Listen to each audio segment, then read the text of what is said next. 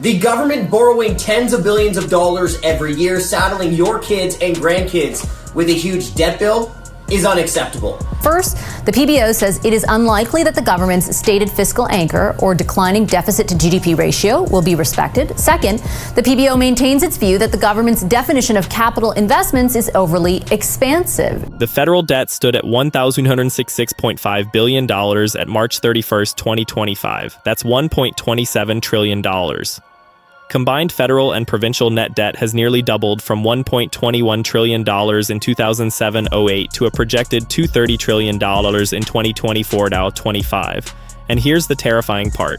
The federal government is projected to spend $55.6 billion on debt servicing charges in 2025-26, more than the entire Canada Health transfer.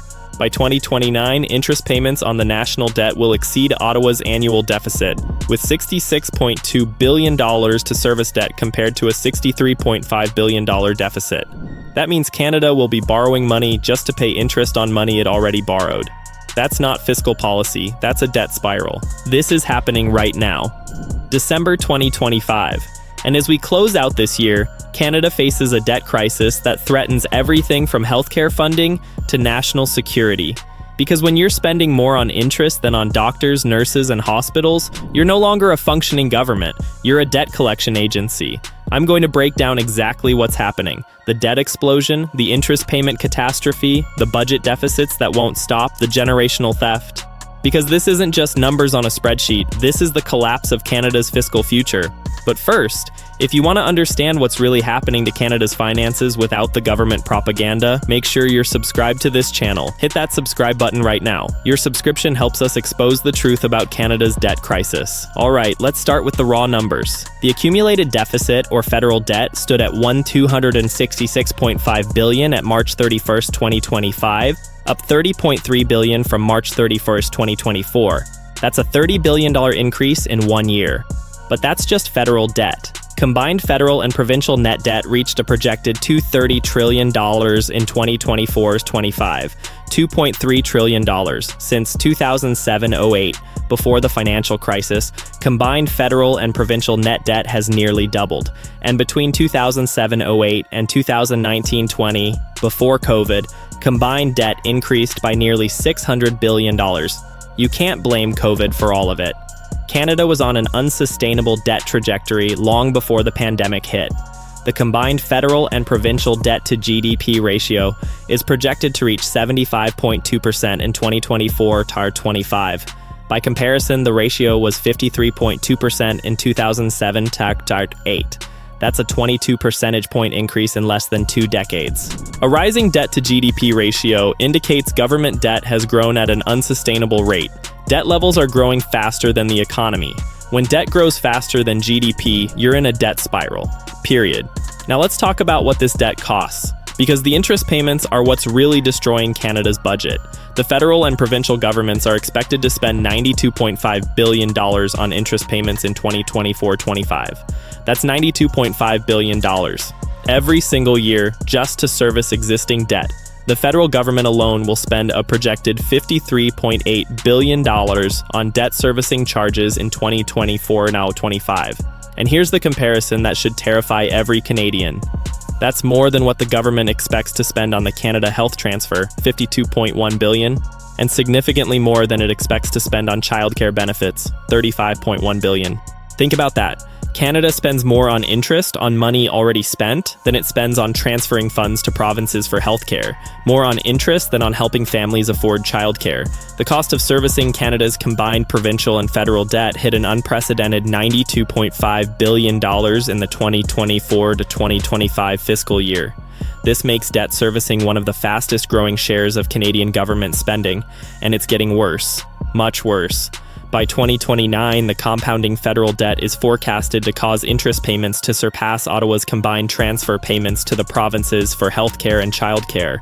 That fiscal year, the federal government project's public debt charges will hit $76.1 billion, while the Canada Health transfer, $65 billion, and Canada-wide early learning and childcare, $8.5 billion, will cost taxpayers a combined $73.5 billion, or $2.6 billion less. By 2029, Canada will literally spend more money on interest payments than on healthcare and childcare combined. Let that sink in.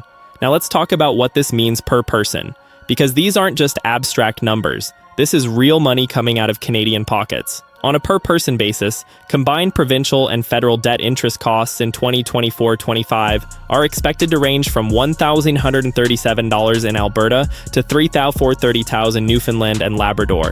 Canada's public debt is increasing so quickly that it is now costing $2,000 per Canadian per year just to cover the interest charges. Every man, woman, and child in Canada, $2,000 per year in interest payments. Families of 4, that's $8,000 annually just servicing government debt, not building hospitals, not funding schools, just paying interest on past spending.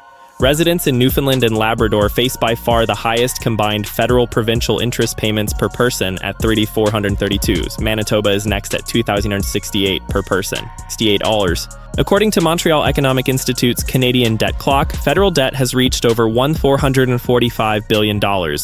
This is equivalent to $34,783 of debt per Canadian, or $43,550.77 per taxpayer who files a tax return. Every Canadian taxpayer owes $43,550 in federal debt alone. That's not including provincial debt. That's not including personal mortgages, car loans, or credit cards. That's just your share of what the federal government has borrowed. Now let's talk about how quickly this is spiraling out of control. Just 5 years ago in 2020, the combined provincial federal debt stood at $1.5 trillion compared to $2.3 trillion today. That's an $800 billion increase in 5 years. The Fraser Institute's 2020 tally of Canada's public debt servicing costs was $54.8 billion compared to $92.5 billion in 2024 and 25. That's a 69% increase in debt servicing costs in just 5 years. In 2023, Ottawa was suddenly spending 37% more on interest charges compared to the year prior. By the next year, federal debt costs had surged so high that they canceled out the combined revenue for the GST. The federal government collected about $54 billion in GST revenue and paid out about $54 billion in interest charges. Every penny collected from the GST gone, just to pay interest on past debt. Now let's talk about the deficit spending that's fueling this crisis. Because Canada isn't even close to balancing the budget. The government posted a budgetary deficit of $18.4 billion for the April to October period of the 2025-26 fiscal year, compared to a deficit of $14.5 billion for the same period of 2024-25. Deficits are getting bigger, not smaller.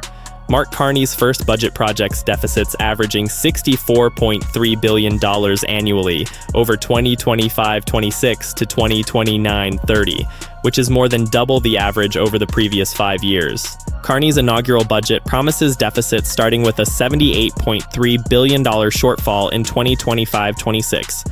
In 2 years, interest payments on the national debt will exceed Ottawa's annual deficit, with $66.2 billion to service debt compared to a $63.5 billion deficit. That's not sustainable. When your interest payments exceed your entire deficit, you're borrowing money just to pay interest on money you already borrowed. That's the definition of a debt spiral. According to Parliamentary Budget Officer stress testing, there is only a 7.5% chance that the deficit to GDP ratio will decline in every year over 2026-27 to 2029-30. This suggests it is unlikely that the government's declining deficit to GDP fiscal anchor will be respected. Even the government's own budget watchdog says there's a 92.5% chance the deficit targets will be missed. Those aren't fiscal anchors, those are fiscal fantasies.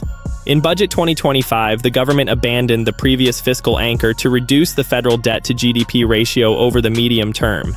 They literally gave up on reducing debt as a share of the economy. The federal government is planning to accumulate $225 billion in new debt over the next 4 years. That's $250 billion in additional debt, on top of the $127 trillion already owed. Now let's talk about provincial debt, because it's not just the federal government drowning in red ink.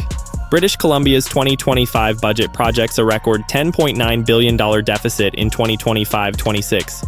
BC's debt is forecast to soar 70% over the next 3 years, from $97.7 billion in 2024-25 to $166.5 billion by 2027-28. 70% increase in 3 years. That's not fiscal management, that's fiscal collapse. Among provinces, the combined federal-provincial debt-to-GDP ratio is highest in Nova Scotia at 92.0% and lowest in Alberta at 42.2%. All but one province, Saskatchewan, plans to run a deficit in 2025-26. Only one province in the entire country is balancing its budget. Everyone else is adding to the debt pile.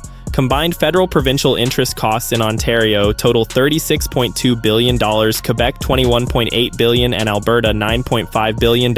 Combined federal-provincial interest costs for British Columbians, $11.8 billion, are higher than what the province expects to spend on its social services in 2024-25. BC spends more on interest than on social services. Let that sink in. Now let's talk about what's being sacrificed, because every dollar spent on interest is a dollar not spent on Canadians. Combined federal-provincial debt costs in Ontario, $36.2 billion, Quebec, $21.8 billion, and Alberta, $9.5 billion, are nearly as much or more than what these provinces spend on K-12 education. Even in BC, which maintains a relatively low public debt burden, taxpayers now pay more to maintain public debt than on infrastructure upgrades. In 2024-2025, BC spent $10.4 billion on new hospitals, schools, transit, and public housing, slightly less than the estimated $11.6 billion in tax dollars consumed by federal and provincial debt payments. Canada's combined federal-provincial debt costs are almost 3 times what the federal government currently spends on national defense. 3 times defense spending. Just on interest. Of every tax dollar collected in 2024-2025, 8 cents was spent merely to pay interest charges on public debt. 8 cents of every dollar, gone before a single service is delivered. Now let's talk about the government's deceptive accounting. Because Canada's debt numbers are worse than advertised. In Carney's budget, the government touts Canada as having the lowest debt-to-GDP ratio in the G7 at 13.3%, but that number is deeply misleading. Canada's net debt calculation includes the Canada Pension Plan and Quebec Pension Plan as assets, valued at about $890 billion in mid-2025. But we can't use those financial assets to actually offset total debt, because we would be compromising the benefits of current and future pensioners. Other G7 countries like the US include pensions as both an asset and a liability, so they aren't subtracted from net debt like Canada does. A more accurate measure is gross debt. If we look at total debt as a share of the economy, Canada ranks 5th highest among G7 countries at 113% of GDP. That's higher than the total debt burden in the UK. Canada's real debt to GDP ratio is 113%, not 13.3%. The government is lying to Canadians about the scale of the debt crisis. Here's the bottom line as we close out 2025. Federal debt stands at $266.5 billion. Combined federal-provincial debt reached $2.30 trillion.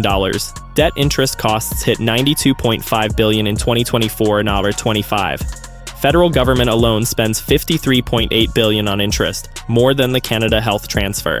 By 2029, interest payments, $76.1 billion, will exceed combined healthcare and childcare transfers, $73.5 billion. Carney's budget projects deficits averaging $64.3 billion annually through 2030. Only 7.5% chance the deficit targets will be met. Federal government planning $225 billion in new debt over 4 years. Canada isn't managing debt. Canada is drowning in it. Make sure you're subscribed because we're tracking every fiscal update in 2026, every deficit report, every interest payment increase, every broken promise, because this is the story that determines whether Canada remains economically viable. This is generational theft on an unprecedented scale. Baby boomers borrowed, Gen X borrowed. Millennials are inheriting a debt bomb that cannot be repaid without massive tax increases or draconian spending cuts. The government's capacity to deal with future crises will be reduced. When the next recession hits, and it will, Canada won't have fiscal room to respond, because every available dollar is already committed to servicing existing debt. The debt crisis isn't coming, it's already here. Canada just hasn't admitted it yet. This story is far from over. 2026 will be the year Canadians realize their government is bankrupt. Stay tuned.